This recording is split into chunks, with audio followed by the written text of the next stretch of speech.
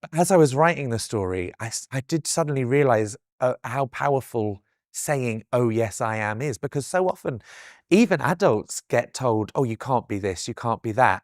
And that's people telling you that don't even know you or are looking at you and making a judgment. And the most powerful thing you can be is yourself.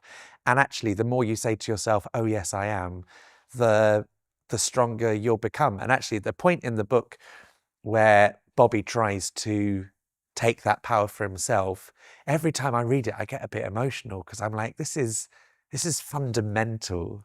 Like, it's something that I don't think I was truthfully taught because, you know, I was growing up in the 80s and 90s. So there were aspects of my personality that were kept out of, you know, culture.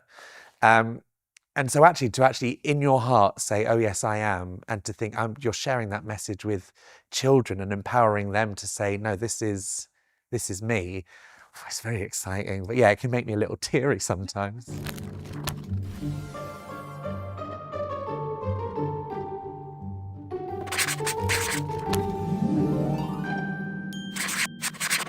On this episode of My Words, My Book, we have Mama G, a storytelling pantomime dame who shares stories about being who you want and loving who you are. She has taken her stories all over the UK and North America, was a semi-finalist on Britain's Got Talent and had her first picture book published in 2024. Mama G, why did you become an author? Well, do you want to know the secret, Laura? I do. The reason I became an author is so I had something else to perform other than other people's stories. Because when I go around schools and libraries and everywhere, I'm performing lots of picture books, and I do perform my own stories, but I thought I'd quite like to hold one of these books up and it be written by me. So that's one of the reasons I became an author. I guess the more serious answer, though, Laura, is because I've got something to say and I think people should read it. My message is be who you want and love who you are. And I think putting that in a book for kids is a great way to introduce them to the idea of just being comfortable being with themselves, whoever that person is. And also, there's not enough books about pantomime, Laura, so I definitely wanted Absolutely. to be responsible for bringing a pantomime picture book into the world. And it's coming up to pantomime season as well, so we're right on time. So prior to the Mama G world, which is just outstanding, Thank you. what was Mama G doing before?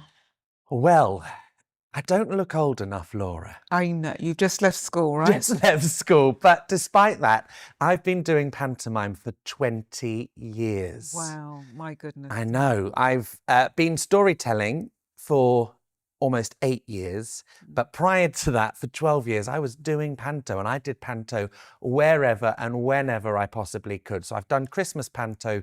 This one coming up in Hertford will be my 20th in a row, but I've done Easter pantomimes, summer pantomimes. I've written pantomimes for theatres in Australia and the UK and Canada. I've produced pantomimes. I'm pretty obsessed with pantomime, Laura. I have done some other things as well. I've been in some Shakespeare. Wow. And I think I've done some Chekhov. Yes. And I even did a tour of a musical with Tommy Steele.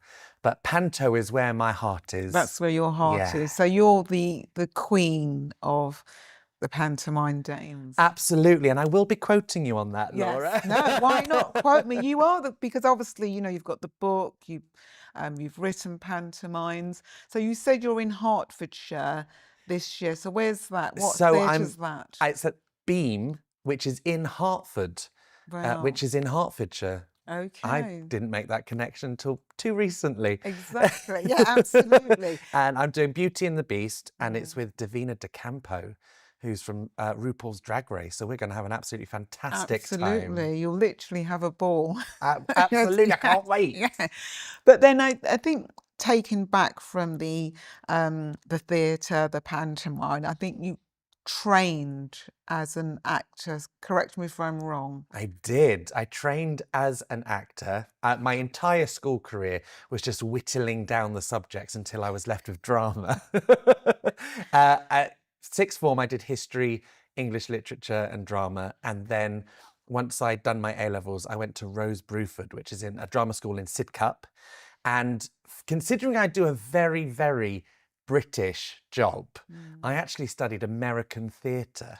Wow. Yeah, there used to be a course at Rose Bruford called American Theatre Arts, where we'd learn all about Tennessee Williams and Arthur Miller and American politics, David Mamet, all sorts of things.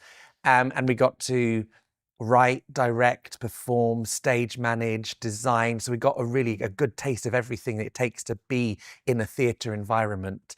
But throughout all of that, every time any tutor would say to us as a group, "What's your dream role?" People would say, "Oh, I want to play Willie Loman in Death of a Salesman." And somebody else would say, "I want to play Titania in A Midsummer Night's Dream." And then they'd get to me and I'd say, "Widow Twankey." Yeah. So despite studying American theatre, there was always an undercurrent of panto is the goal. Panto is the goal for you. Yes, yeah. And I just think, and that's when, I suppose, obviously playing different pantomime characters, was that then 20 years ago, signed, sealed, delivered as Mama G? No, that Mama G was a journey. So Okay. the first pantomime I did was at the Middlesbrough Theatre with Sleeping Beauty with Helga from A Lower Low, if you remember that sitcom. Yeah. And I played an innkeeper with a really dodgy West Country accent. And then the following year, I played the Emperor of China in Aladdin, wouldn't do it now. And I understudied the Dame, who was the man that ran the company. And then the following year, they said to me, "You didn't go on as the Dame, but we saw you in rehearsals and thought you were pretty good. So would you like to play one of Cinderella's sisters?" So that's where the Dame career really started, when I played one of Cinderella's sisters. Of course, they weren't ugly when I played them. They were beautiful and such kindly souls. But then gradually I became a solo Dame and I loved it. I think it's an amazing form of expression and you get to entertain children and adults, people from all over the world. And eventually I thought, I want to do this all the time. And that's when Mama G was born. That's right. And I think in terms of, if research is correct on my part, that you were also auditioned onto Britain's Got Talent. Yes. So about 3 years ago, I and a group of other dames auditioned for Britain's Got Talent as a group called Dame Nation, which was a pantomime dame supergroup, and we had a fantastic time. It was just after the pandemic, so we were the first round of auditions on Britain's Got Talent back, and the audience was so excited to be in a theatre, and it was at the London Palladium, which is the home of pantomime in the UK. And I got to stand on the stage and tell everybody, millions and millions of people, what I do and why I love it. And then we got to sing a medley of rather silly songs and tell some jokes. And then we got through to the semi-final, which was live at the Hammersmith Apollo. I flew down onto the stage and that's as far as we got, but I had a marvellous time. So there's a variety of different aspects to Mama G as well. Absolutely. And then as a child, in terms of books, what book, was there a particular book that you loved reading as a child? Well, I was an avid reader as a child, so there actually were lots of books. But the two that I've been thinking about the most recently are, I absolutely adored Meg and Mog. I've forgotten the names of the authors, which is embarrassing, but I absolutely was obsessed with Meg and Mog. Every time we'd go to the library, I'd get a new Meg and Mog book out. I even went to see Meg and Mog live, which is very exciting. But then as I got older, one of my favourite books was called Geoffrey Strangeways, which is by Anne, but I can't remember which one. We should do our research before we arrive.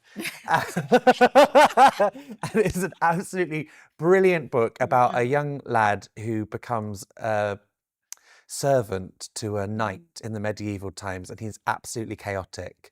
And I just thought it was the funniest thing I'd ever read. I also was a really big fan of The Wind in the Willows. I absolutely loved the whimsy. I read the sequels, not written by Kenneth Graham, written by another author whose name I can't remember. But lots and lots of books were big influences on me. And of course, I enjoyed Roald Dahl. we read all the classics, Enid Yes, yeah. Blyton, uh, and E. Nesbit. Strange, quite a big fan of E. Nesbit, but I think that's because when I was a kid, her books were being turned into TV shows, and Yes, I yeah. loved Five Children in It because I just thought the Sammy was the cutest thing I'd ever Ever seen in my seen, yeah. life. But one of the things you referenced there, Mama G, was around going to the library, and I'm a big supporters. I am a big supporter of Mm. libraries. So was that also true for yourself as a child, going to the library, taking out a book, part of your experience about the importance of reading and libraries? Absolutely. I'm so lucky that I got taken to the library when I was a child. I grew up in Plymouth, Mm.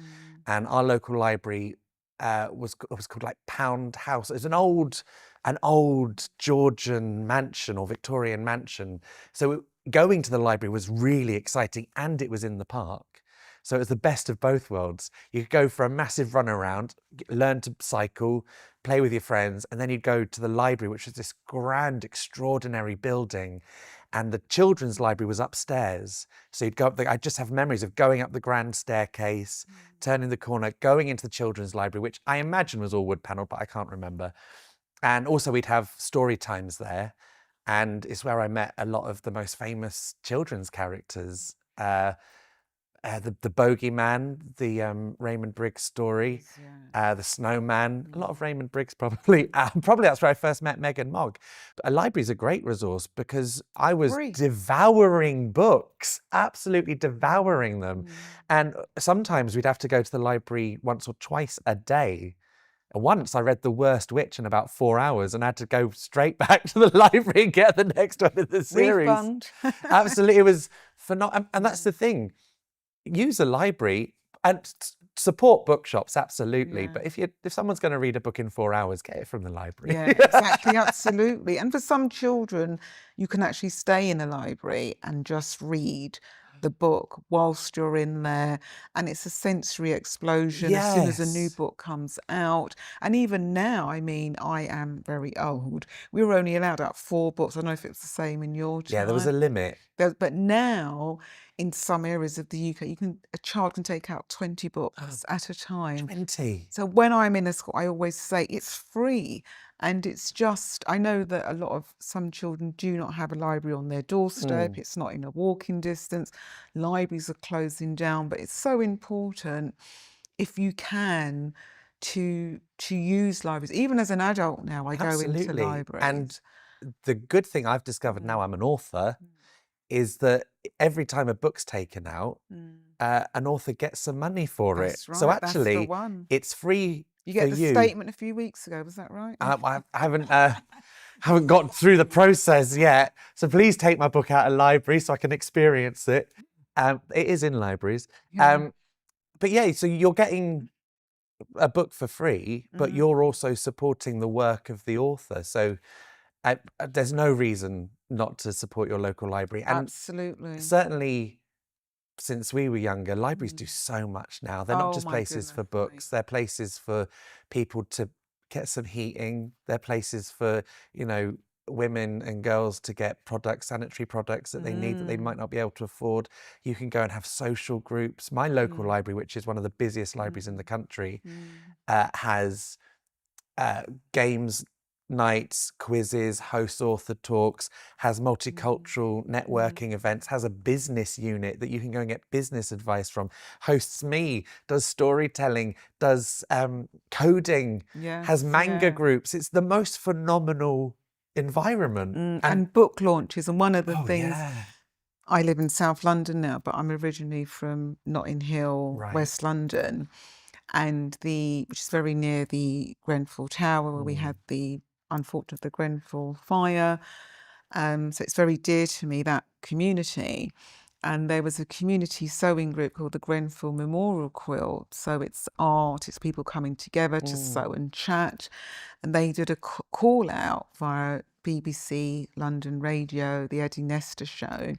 They had lost their weekly sewing hub for some reason. And then I thought, North Kensington Library. It's massive. They must have a space. Yes. So I emailed the library manager, Fiona, and I said, oh, they need this space. Have you got a space? Yes. And so for the last 3.5 years, every Tuesday, the Grenfell Memorial Quilt come along, they sew, they chat. So it's a point of doing art, being creative, and sharing stories. So libraries is not just for books, it's also to its Everything. community. And actually, the library that I was describing to you when I was at infant school, it burnt down. There was a big fire, and actually, everyone was talking about it because the library was such a focal point of the community that we lived in. And then we got a mobile library, which was the most exciting thing I'd ever experienced as a child. A vehicle and a library all in one. Brilliant. And we had a mobile library because I lived in a couple of different parts. There was a mobile library. So mobile libraries are also super important for connecting as well. And I always Absolutely. say to parents, and I know for some parents, the financials may not be there. So if they were able to, if it's not, the library's not in walking distance, if they were able to get on a bus, because for some children, experiencing going on a bus, going on a train is Very super exciting. exciting. So if they were able, and I think, if memory serves me right, one can have a set of books either for about a month or 6 weeks. So even if it was once a month, every 6 weeks, you were making that visit.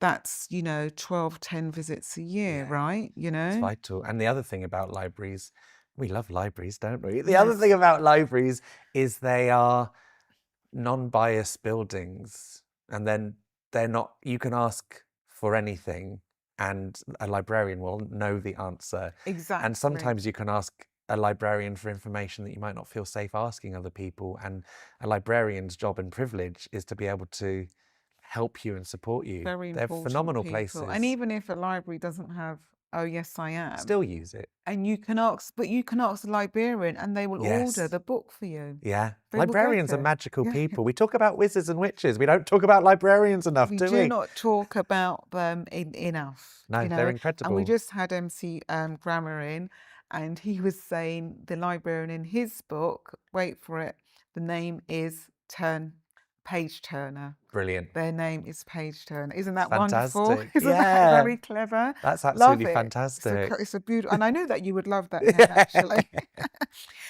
So here we are. Oh, yes, I am. So a brief synopsis of this lovely book, please. Well, basically, it's about a boy called Bobby who lives in a grey world full of grey people, but he is full of sparkle and colour, and he doesn't know how to express it, and people try and deny it in him, and he gets as grey as everyone else. And then his mum sees his light dimming and decides to take him to the most colourful place she can think of, which is the pantomime. And at the pantomime, he watches the pantomime dame say to the baddie, "Oh, yes, I am." And every time she says it, she becomes the more extravagant person that she is. And he realizes that when people tell him he's not what he's saying he is, all he has to do is say, "Oh, yes, I am." And once he realizes that's his power, he makes the world a brighter and better place, because everyone who's being themselves is making the world better somehow. Exactly. And I think that's right in terms of everybody, as I always say to children, wherever I meet them, libraries, schools, festivals, every child is unique. Absolutely. And every child is, oh, yes, I am. Exactly. And you know, what's really interesting for me, it may not be for you, Laura, so do edit that out if it's not. No, everything gets kept in. But I actually just wanted to write a story about pantomime, because I genuinely think there's not enough pantomime picture books. It's Absolutely. one of the most important and only unique British art forms. So I don't know why it's not celebrated as much as it should be. But as I was writing the story, I did suddenly realize how powerful saying, "Oh, yes, I am" is, because so often even adults get told, "Oh, you can't be this, you can't be that." And that's people telling you that don't even know you or are looking at you and making a judgment. And the most powerful thing you can be is yourself. And actually, the more you say to yourself, "Oh, yes, I am," the stronger you'll become. And actually, the point in the book where Bobby tries to take that power for himself, every time I read it, I get a bit emotional, because I'm like, this is fundamental. Like, it's something that I I don't think I was truthfully taught because, you know, I was growing up in the 80s and 90s, so there were aspects of my personality that were kept out of, you know, culture. And so actually, to actually in your heart say, "Oh yes, I am," and to think you're sharing that message with children and empowering them to say, "No, this is me." It's very exciting, but yeah, it can make me a little teary No, but I sometimes. think you're absolutely right, Mama G, because it's about giving children that self-belief, because so many Absolutely. children feel hidden, although they're there, but they feel very hidden in a classroom, in society for Absolutely. so many different reasons. And it is important that children feel positive about who they are, their Absolutely. self-belief, their self-worth, and they have the courage and hopefully the grown-ups around them, albeit it was a Mm. teacher, educator, parent, family member, to make children feel good about themselves. And I know when this has been played back, either listening to this Yeah. on Spotify, Apple, or watching on YouTube, but today that we're recording this is World Mental Health Day. Oh. And this to me is something significant around, oh, yes, I am. Mm. Because when we're talking about mental health as that umbrella, it's about positive mental health, that I am able to feel good about myself, because so many children, young people and adults struggle, and it has that massive impact. So for you to be able to literally see me and hear me for who I am, Mm. irrespective, is super important to children. And we have to have conversations about mental health all year Yeah. round, but it's World Mental Health Day today. So we shall acknowledge it. Absolutely.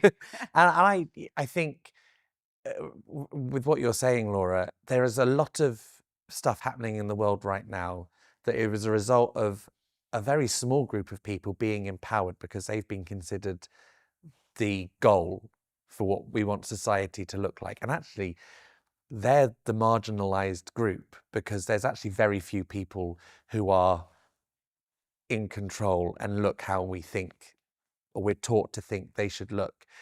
And actually, everybody else, we're the majority, but we're the ones that, certainly when I was growing up, and no doubt when you were growing up, were asked to be silent or weren't Yes, yeah. talked about or certainly weren't in books. Mm. So actually, we need people to be included in books. We need people to be able to say, oh, yes, I am, and be confident and understand where they sit in the world, because we need the world to change and become a better, welcoming, comforting, safer place for everybody. Exactly. So I know it's a less than 500 words in that book, but it's my little small gesture towards hoping But that you we'll know, and make the world also too, better. it's about then, and I say this quite a lot to children and young people, is that everybody is unique. If we were all the same, as I say, I was in a school yesterday, if we were all the same, how boring Be is that? awful.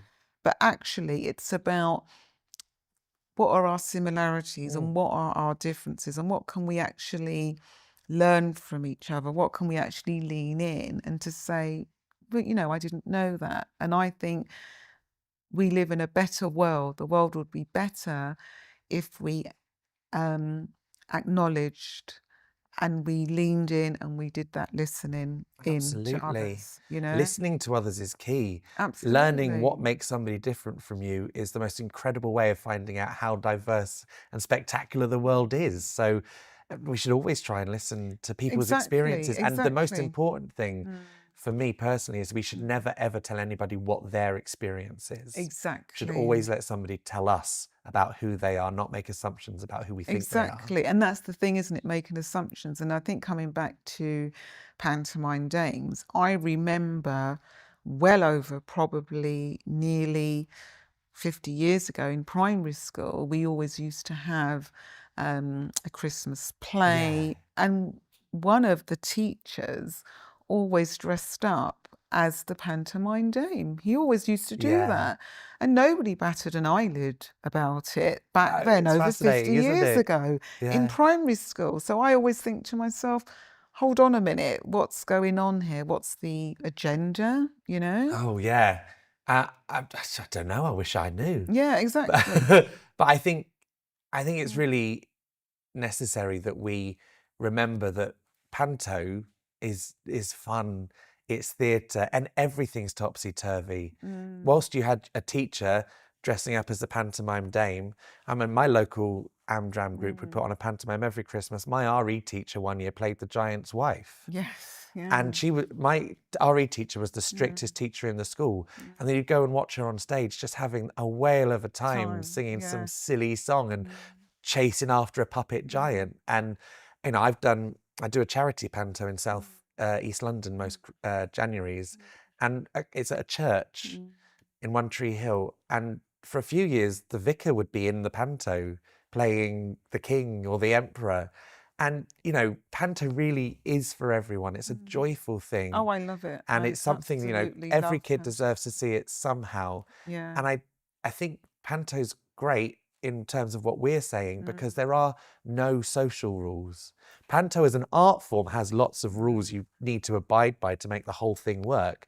But you can watch a lady play Aladdin, a man play Aladdin's mum, somebody play a panda.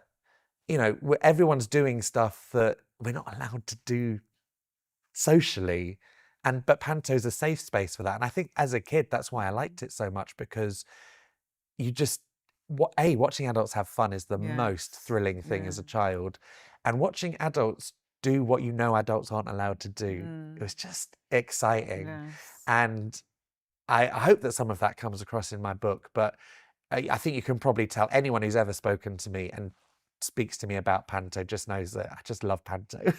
And correct me if Everything. I'm wrong here, may have to jog my memory, that the origins of the word dame, was that linked to Shakespeare? Oh, I don't know about the origins of the word dame, but the role is linked to Shakespeare, because obviously in Shakespeare's day, women weren't allowed to be on stage, so men had to play all the ladies' roles, and they played everything. So they played the Merry Wives of Windsor, they'd have played Titania, second name drop for her, lucky thing, Ophelia, all the Juliet. So they'd have played the comedy roles and the dramatic roles. And when time moved on and women fought to be on stage and were on the stage, people realised it was actually still quite funny if a man played the older character. So actors who would have played the nurse or would have played one of the Merry Wives of Windsor then stepped into dame roles. And of course, sort of cross-dressing, as it was called then, men playing women and women playing men, was very popular in Victorian England and Victorian theatre. Because musical, lots of famous actors would play characters that were opposite their gender, which is, again, is thrilling because the Victorians, we know them as such a straight society, so many rules. Women couldn't show off their décolletage and they couldn't show off their ankles, their arms or anything. Yet on the stage, they could dress how they wanted. And that's why the principal boy, who's the woman playing Aladdin, wears such a short skirt and such a low-cut top. Because if she was playing a boy, there were no rules. She didn't have any social norms constricting her. So pantomime's always been boundary breaking, and I'm really excited that I get to do a little bit of that myself now. Yeah, exactly. Absolutely, absolutely. So do you have a favourite page, you know, Yes, I Am? I do. Shall I find it for you, Laura? Absolutely. Because I can't remember what the number is. Oh, there we go. This is my favourite page. This one just here. It's interesting because it's at this point in the book, we've exploded into colour, but he's still sat in the theatre watching the pantomime unfold. The reason this page is my favourite is because when I first was reading the PDF proof, and the first time I'd seen the illustrations, I got to this page and it just stopped me, and I suddenly realised just how, it really did something to me, because this Toto, who's the illustrator, we've only met a couple of times. We didn't talk much about what we wanted the book to look like.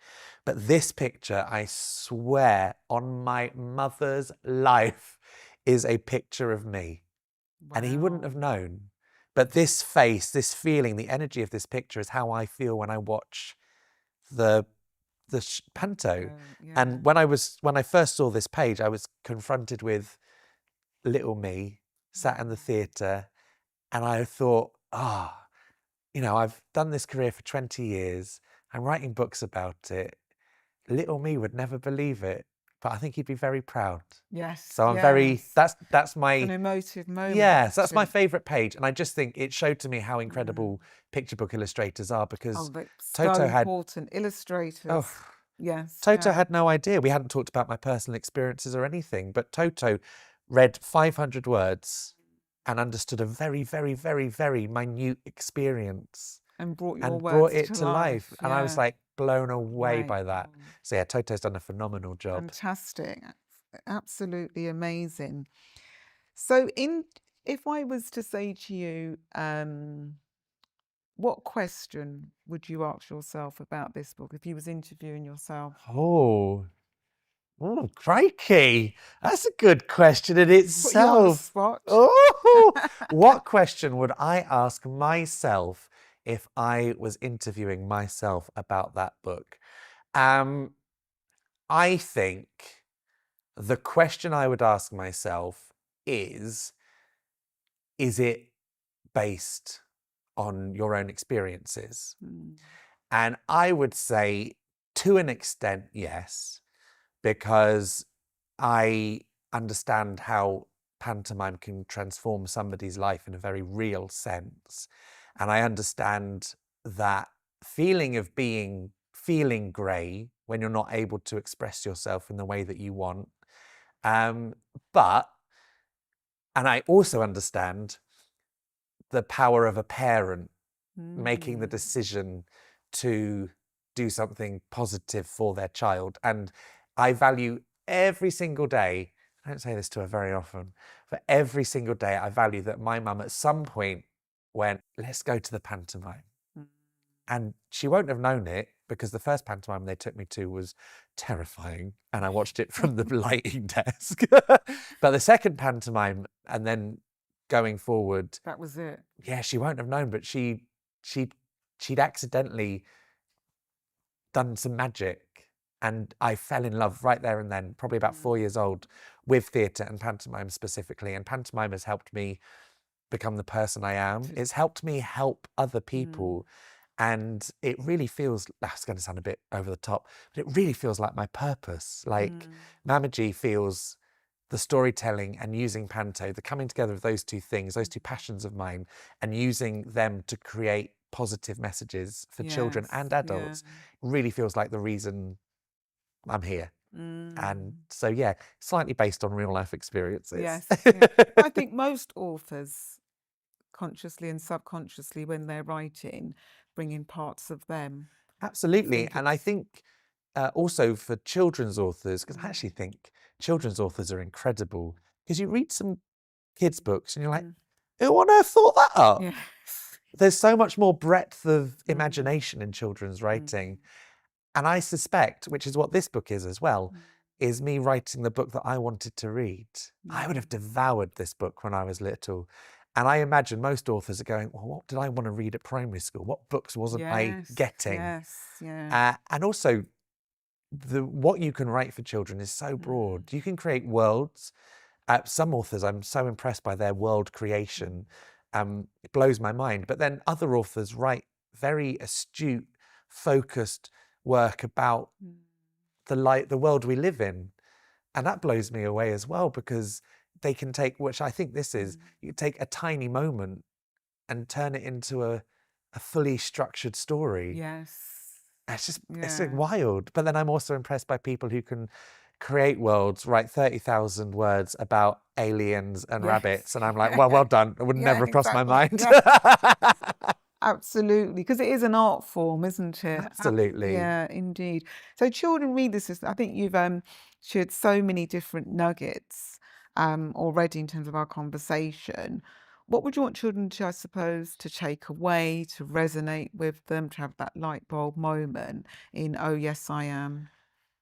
For me, what I want children and adults, Mm. because also just as sidebar, adults can enjoy children's books as well. That's the one. Oh, Absolutely. it. Absolutely. I like all sorts of grown-up authors, but Yes. sometimes Yeah. they're just a bit boring. I just think I'm gonna read some Simon James Green or some Jenny McLaughlin or some We've had Patrice Simon Lawrence, in here and I was like, once. I'll Yeah. read something like that and just something really exciting. Anyway, what I think that I want kids and adults to take away from my Mm. book is the best thing you can be is who you are.